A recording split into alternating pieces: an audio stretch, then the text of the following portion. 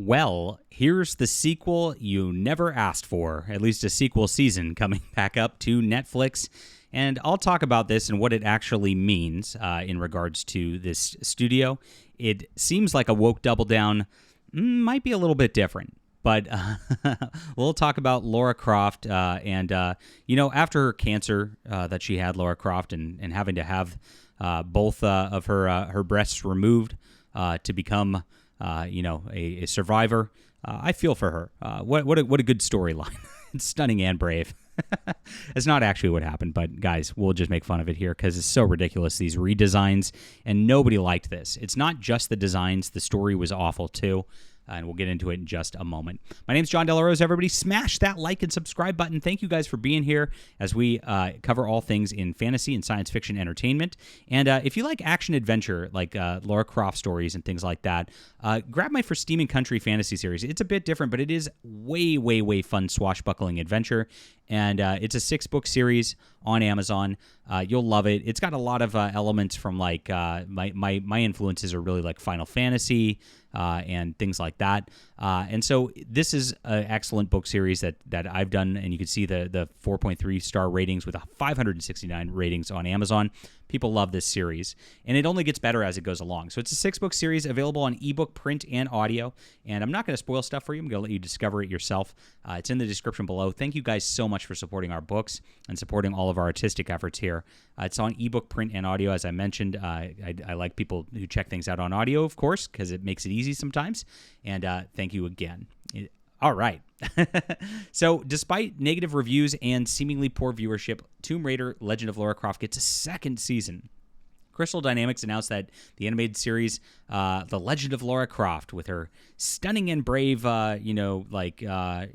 tattooed up, Latino guy, and the gay black guy with her, too. What a team they make. And nobody wanted to watch this. In a blog post on the Tomb Raider website, it was announced, "We're thrilled to announce Season 2 is confirmed." Now, this may seem like a woke double down, as I said at the beginning of the show. But as we get into this, I'll tell you kind of why this is just something that's kind of standard for Netflix to do. And it was probably something that was already guaranteed in advance. So further, the company shared the logline with adventurer Lara Croft discovers a trail of stolen African Orisha masks. She joins forces with her best friend Sam to retrieve the precious artifacts.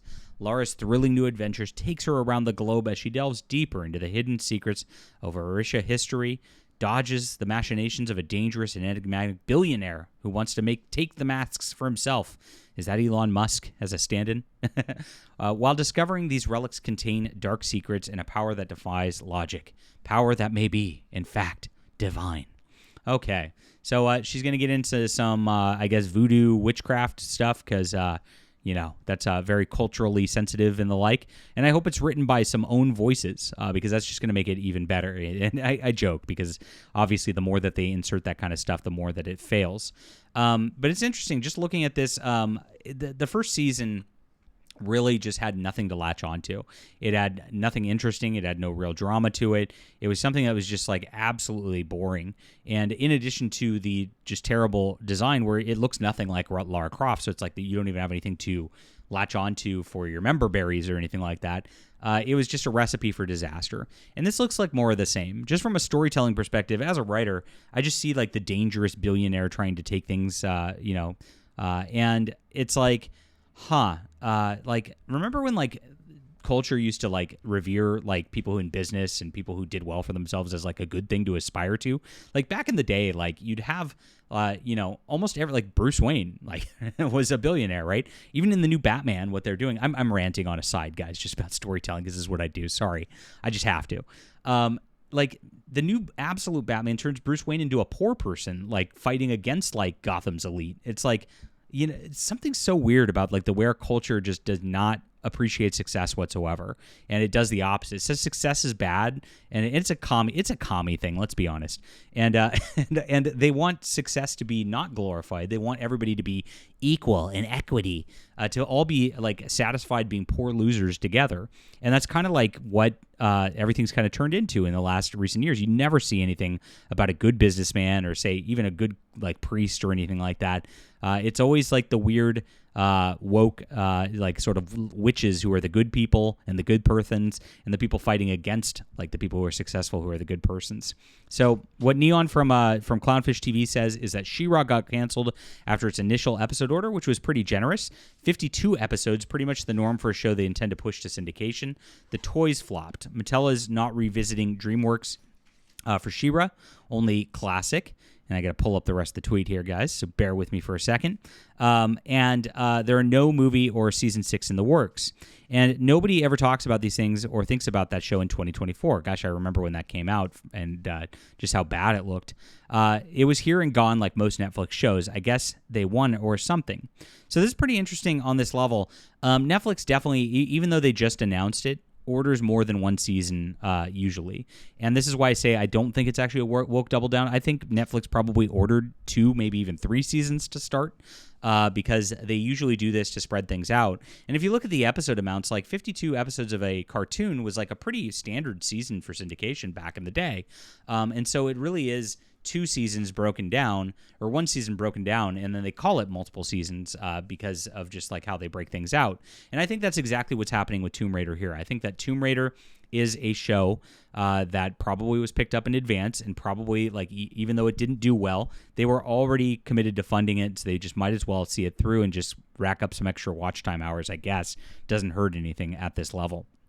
And so interesting here is Geeky Sparkles, then who is the other host of Clownfish TV, says talks about this about how, quote, it totally won.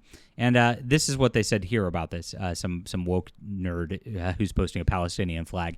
Nothing will ever bring me more joy than seeing these 2 shysters who run Clownfish TV offer an existential crisis for years, begging the She-Ra reboot to flop, yet being denied their gratification has become one of the most successful reboots ever made. And that's what this was in response to. It was not a reboot that was successful. It was actually poorly done. They actually did just commission all those episodes at once, and nothing ever went with it. And as you can see here, this is very much the direction that Lara Croft is going. So the show failed to generate even 1.8 million views, which was the amount of views that Prison Break Season 1, that was the number 10 show on Netflix for that week of October. It debuted on October 10th and did not make that list of top 10 shows, as you can see right here. Not a good sign for a brand new show, not a good sign for a legacy brand that like people are excited about. Not only did it not chart in its first week, but it also did not chart in its second week. The animated series Gundam Requiem for Vengeance Season 1 did chart with 2.4 million views. And you can see that it's not that people watch animation less. Gundam crushed it. People actually are interested in the Gundam brand. They just did not want to check out this. And it was just because of the design doesn't even look like the property that it's trying to show, and the story's boring and bad. IMDb ratings have it sitting at 5.3 out of 10. Of course, they're going to claim it was review bombed because that's what they do when people don't like shows at this point. And so this is something that's destined to fail and is destined to get even worse ratings and worse views as Season 2 comes along. But I guess Netflix, like I said, I have a sneaking suspicion that they commissioned this all in advance and they're just forced to go through with it because they have no choice. All right, leave a comment down below with what you think about this. Hit the like and subscribe button, my friends. And please grab my book for Steam and Country and grab all the sequels, guys. This builds up into a wonderful 6-book series. There will be more on the way soon, and we'll be back soon as well.